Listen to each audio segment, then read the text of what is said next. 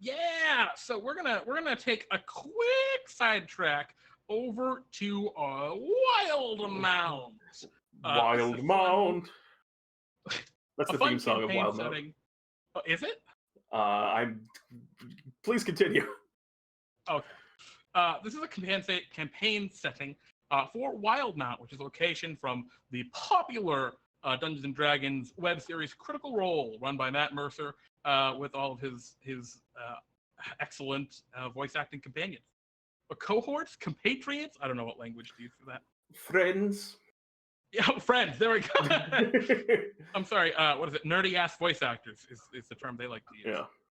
But yeah, it's a cool setting. I don't know if many of you are familiar with it. Maybe you're not. But one of the things that it adds to the game is a small plethora of monsters that we kind of wanted to talk just a little bit about. There's not a huge number of them in here, as you can see. Yeah.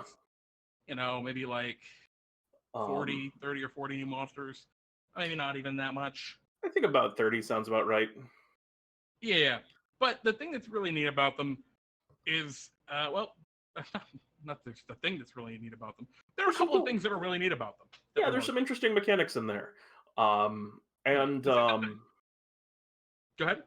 like I say, as we go through and we're kind of pointing out some of the things we like about some of these, Jeremy, I know you had a few in mind. I have a couple I wouldn't mind going over, but I actually used one of these this past Friday on D&D time for anyone who watched D&D time. Do you want to start with that one then? Yeah, do you want to start with the Aeorian Nullifier? That's actually my favorite one that was in here was the Nullifier here. So these guys in the setting, right? They have some lore to them, right? They were created in some war to fight the god. Oh boy, I missed. Just goofed. They were created in some war to combat the gods, and so they're particularly effective against both spellcasters and divine aspects. So they're really spooky. I mean, look at these three pictures. The one you used was this snake one in the middle, right? Yeah, that snaky looking guy with all the mouths on its stomach. Lots of mouths. Yeah, he's like not a pleasant figure, certainly. And he's not a pleasant figure in a lot of ways. This is a CR12 monster, and it is precisely that. It's a real monster. The Aeorian Nullifier's whole thing is it's a monster that's been very obviously tooled to duel against magic casters. And, well, as the name would imply, nullify a lot of magical abilities. The feature of it that is, I think, its core feature, which it's kind of weird that this is the core feature of it, and what the thing that makes it so interesting is its anti-magic field.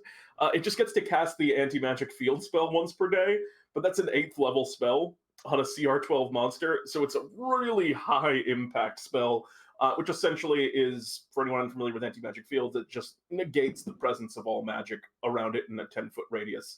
So if you fire a spell at it, it just stops when it hits the field. If you walk into a melee range or swing a magic weapon at it through the field, it becomes no longer magical while it's swinging through the field, just a mundane weapon.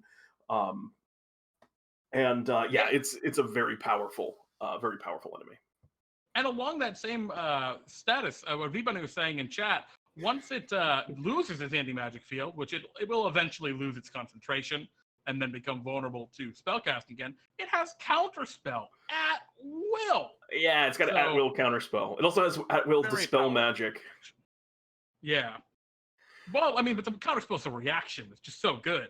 Oh, yeah. I mean, it's once per round, one spell that you guys cast against it is going to go down every single round. It probably does have to roll still.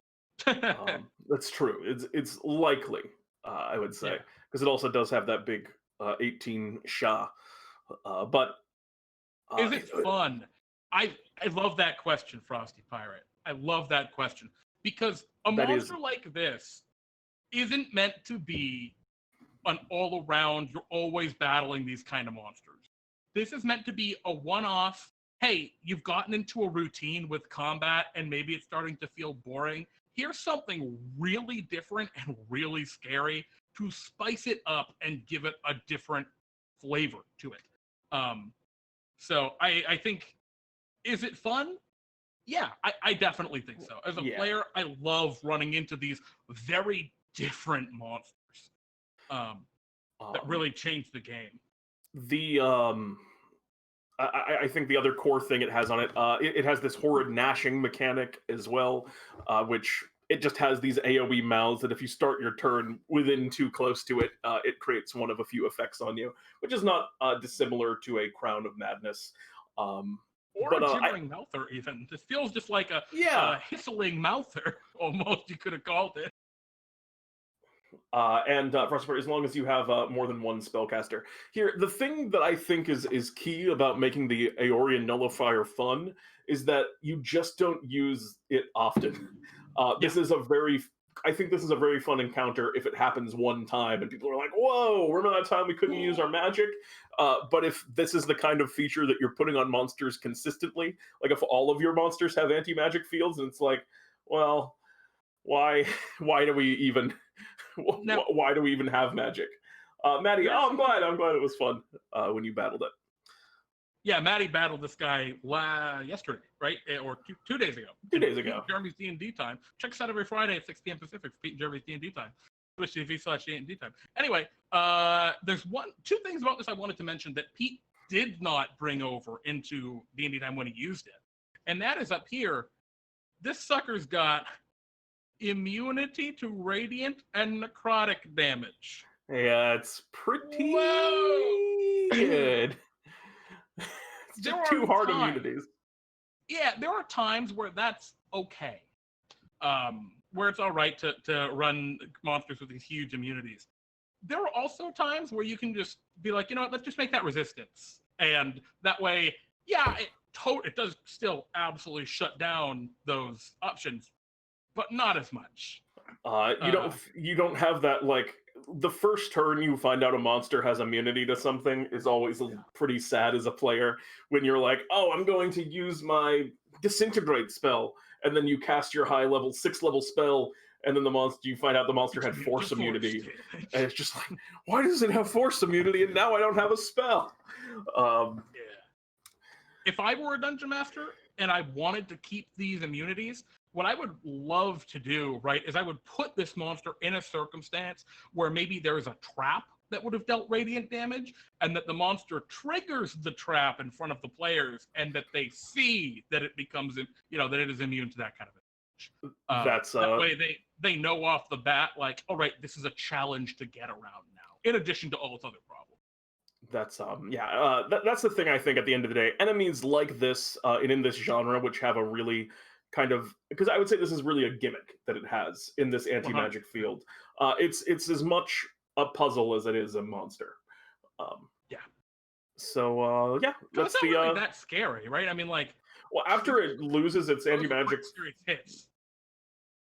Oh my god! Never mind. This is really scary. No, it's strong. it's strong, but I don't think it's outside of its anti-magic stuff, I don't think it's that crazy. And it's spooky as hell. Look at all those mouths. Yeah, scary mouths. That's definitely true. Really scary. Let's do another one, Jeremy. What did you want to do? I know you like that frost giant zombie. Yeah, I did. So one of the things I really loved in this book is the frost giant zombie, and I loved it because it did something that, to me, was a very positive change in monster design. It didn't entirely follow through with it, but the things I really liked about it is, first, super applicable. I could use this monster in almost any goddamn game I run, Like, it doesn't matter if it's Forgotten Realms, if it's Eberron, if anything, I can find room to use a frost giant zombie. Almost anything. It's in a desert adventure game, that'd be hard. But hell, they show up in Tomb of Annihilation, so I guess you can even use them in a jungle.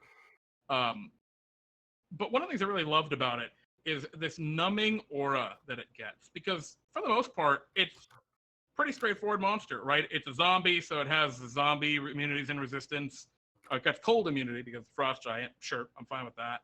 It's got okay armor class and hit points. It's got undead fortitude, which you expect on zombies. It's got, great axe and hurl rock.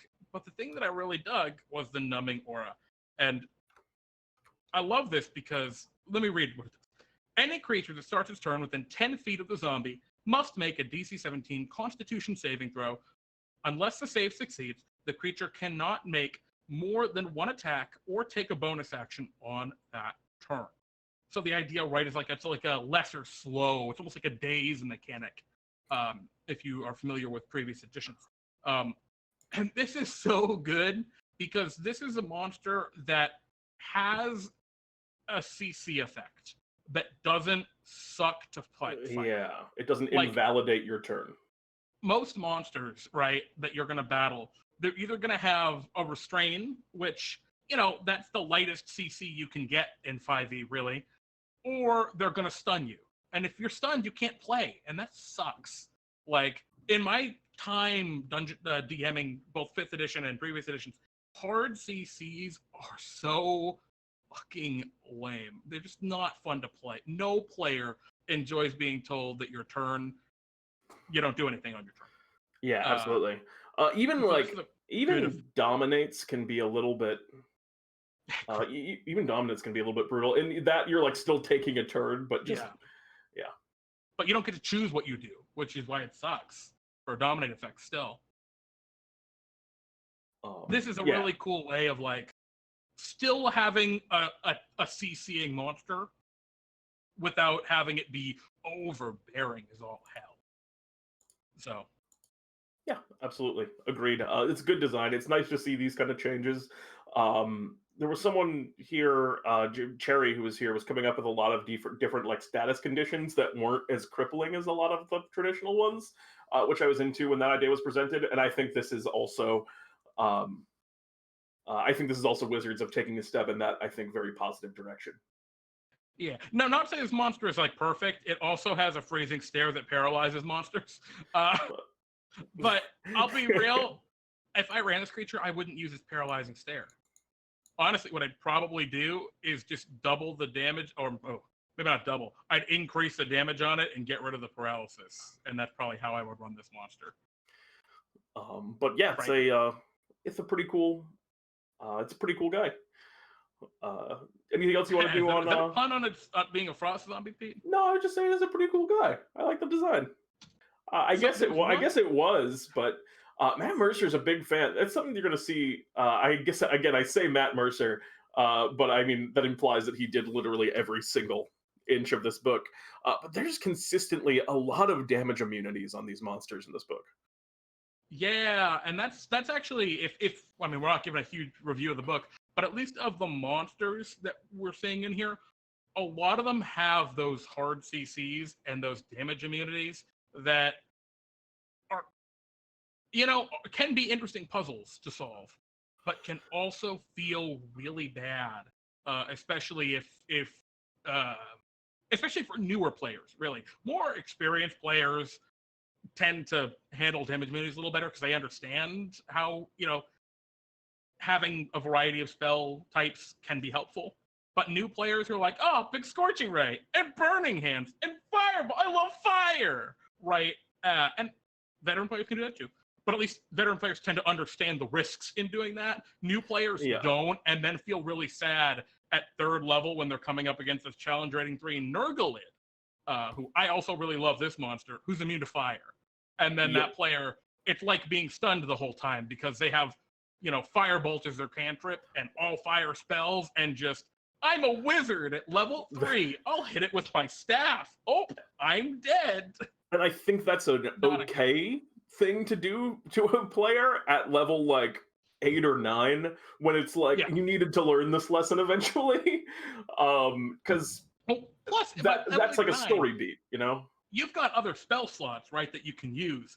At level 3 here, how many spell slots do you got? Like 3? If you took, I mean, if against this Nurglid, I only level 2 spell slot, and I didn't do anything because it's immune to fire.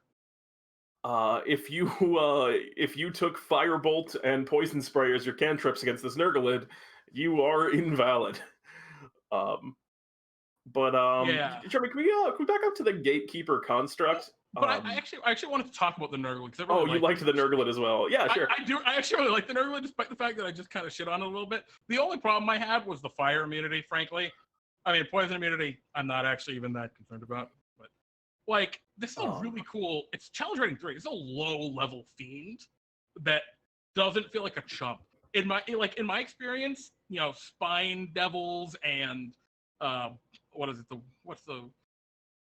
the other like really low level devils? Like they just all feel like super chumps devils.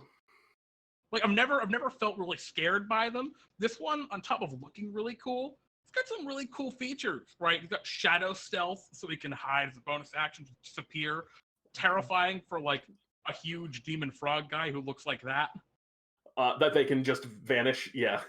Yeah, I really like the bite effect here. It kind of takes after the Pit Fiend, which has a really cool bite effect, poison on bite effect, right? That becomes somewhat debilitating. I think that's a really neat feature. But the Siphon Life is the lash, like the 20-foot reach, just whack them with your tongue. That just feels so cool.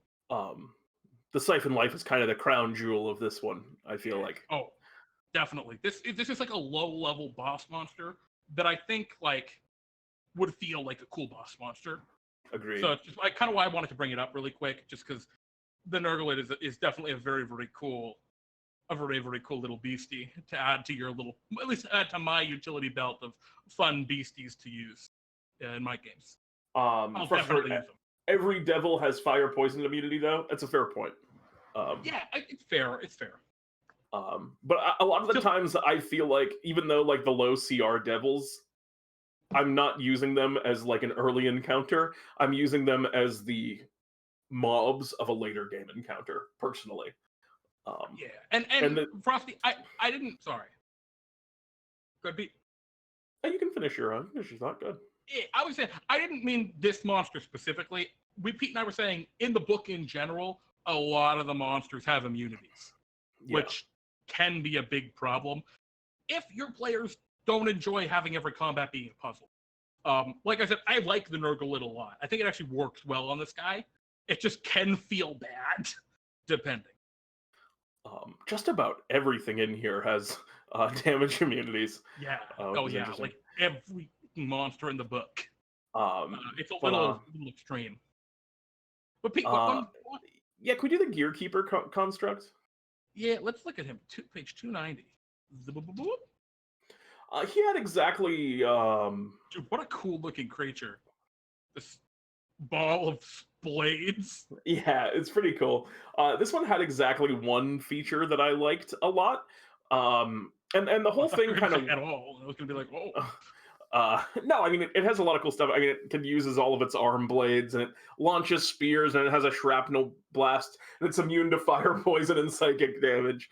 Which the poison obviously makes sense, and psychic damage makes sense for construct. Like sometimes they just make sense. So like poison humanities, like robot being immune to poison and psychic damage when they don't have a mind or flesh to be poisoned. That stuff I think most players will just intuit anyway. So that's more chill with me.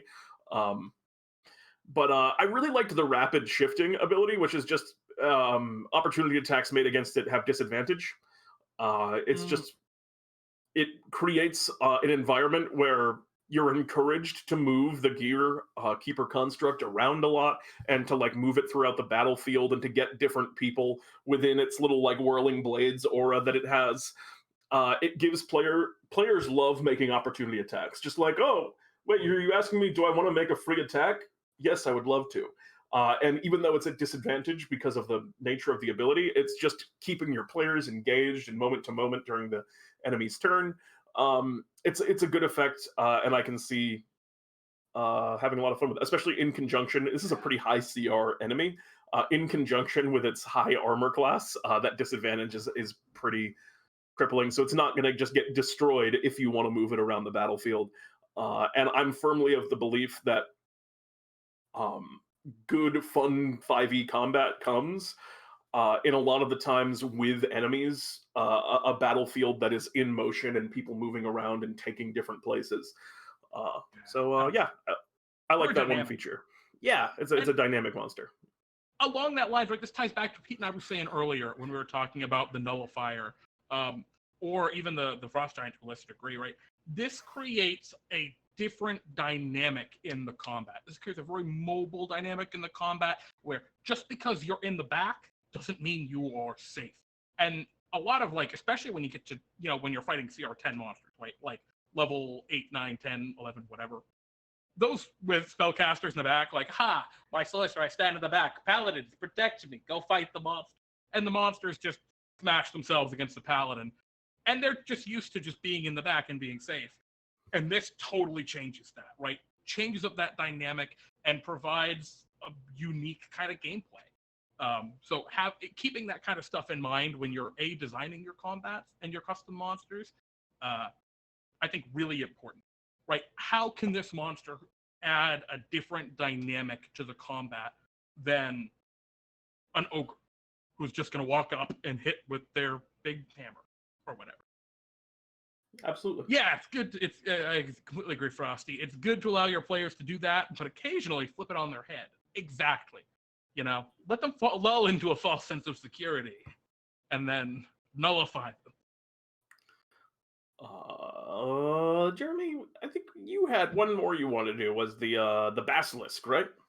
Oh, yes, I did. You're correct. I totally spaced. This is a very, very minor one I just wanted to quickly talk about. This is the Swavane basilisk. So really classic big sea monster. Very cool looking beastie. And the whole point of this creature, and the reason I want to talk about it here, is it's just a cool, different take on a basilisk, right? Like 5th edition Dungeons and Dragons has the basilisk. Mm-hmm. And it's a 6-legged little lizard monster thing that petrifies people when it looks at it. Super typical, but not necessarily. There's so many different myths about basilisk, right? Some of them have them as crazy serpents. Some of them have them as sea serpents. And I really like this as a different take, and maybe even just a complementary take, right? If you want to have basilisks be important, let's say your players are going to an island to recover a special artifact, right? Oh, they run into this basilisk while in the water, and then they run into regular basilisks while on the shore, and then they run into a Medusa right in the dungeon. And you keep this petrification theme going throughout that whole mini arc. And that's really cool and really immersive to your players, right? In terms of this island has a cool basilisky theme. And I don't know, Frosty Pirate, I always love it. Being turned to stone in the water is terrifying. I did not think of that when I was thinking about this basilisk. That is definitely true. Yeah, we're going to take the sink or swim into just sink. This monster doesn't have any damage immunities except for poison, which we kind of expect for a basilisk. So I actually like the mechanic of this petrification a lot better than the traditional petrification mechanic as well. Yeah, so typically basilisks, right? They have a mechanic where you have to not look at them, but you can still attack them when you're not looking, when you're averting your gaze, and it's just have disadvantage.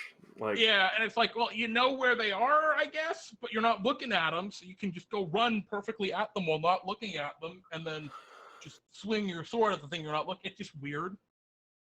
This is really cool because it has to do with touching the creature. And that ties in really well with its tail, which is a grapple effect. So everything kind of ties together really neatly in a nice way here. I actually really like it. There's some weirdness in this monster, though, which I just realized now. What is it? Tail uses its dex modifier for its damage and to hit, but I don't even know what modifier it uses for that escape DC. I believe the strength. That actually... That'd be a DC 13. Oh. So maybe that's just an error in the typo in the book. But it uses dex for the bite too. Yeah, it's just a little bit strange from a technical correctness level of the monster. But they might have just decided it arbitrarily. Yeah. Can't see it. Scroll down. Oh my goodness! I apologize, gents. I'm working on this now, and I am a fool. No, it doesn't use dex for the escape. It would be 14 if it did that. Yeah, the DC would be 8, which is the baseline, plus proficiency bonus, which for a CR7 creature is +3. plus whatever the modifier is, which is either going to be a 2, a 3, or a 2 for Constitution. But it's probably going to be the first strength. So it should be a 13 here. So that's just a minor issue they'll probably fix in future errata. But it doesn't matter. Like, the minutia of that doesn't matter. This is a wicked cool monster. I really love this. I will certainly use it. And like I said, if you can build a theme around your little mini dungeons, your players will notice and they will like that. In my experience. I think that's about it for the. Do you have any other Wildmounts you want to go over? No, not really. I mean, frankly, there aren't a ton of monsters in this book. There are a lot less than I kind of expected to see from my campaign setting. Especially since we just looked at Theros the other day. And yeah, I mean, the ones we talked about today I really liked, but some of them. Yeah, there's a lot in here I'm not into. Like, for example, can we look at the Husk Zombie for a second? Yeah. This is a pretty standard zombie, except it has this, it has its undead fortitude. It's a couple of key differences. One, that it's super fast. It's actually faster than an average person. And it has this ability, Curse of the Husk. A humanoid slain by a melee attack from the zombie revives as a Husk zombie on its next turn. And it has this multi-attack feature where it makes 2 attacks, and then any attack that reduces a creature to 0 hit points, it can make an additional attack. So it kind of has this very win more ability to it. Like, I feel like this is an enemy that is secretly intended as a set piece and not as an encounter, because it's so win more, but you can't like tell that necessarily from the description, because I feel like a lot of people would read this and be like, oh, I'll just put a pack of Husk zombies against the player, and then all of a sudden there's a whole bunch of Husk zombies and the whole party's Husk zombies. Yeah, I mean, there are some monsters that have this problem in the monster manual. I think the Wraith might be another example of it, but of something similar, right? Where it's just, when it kills you, you immediately come back up. And yeah, I'm not super into that vibe personally. And then they have the variant Husk Zombie Bursters, right? Where your Husk Zombie can get an ability that lets it very Left 4 Dead. Blow itself up, right? And do a lot for challenge rating 1, 4d6 poison damage, and if a creature dies, they become a zombie. Like, it's weird. It's definitely really weird. I would also not probably use this monster. Yeah, and the thing is the multi-attack is not even like when it kills, it's when it reduces a creature to 0 hit points, which really also encourages like hitting downed player characters, which that's a questionable practice at best. It depends heavily on your game, but frankly, most dungeon masters, I'm not even going to say some, most dungeon masters, they pull the punch. They don't have monsters attack down party members. The monster attacks a threat. Once the threat goes down, the monster goes for the next, threat. Yeah. Obviously, this is a zombie. It's just a mindless eating monster.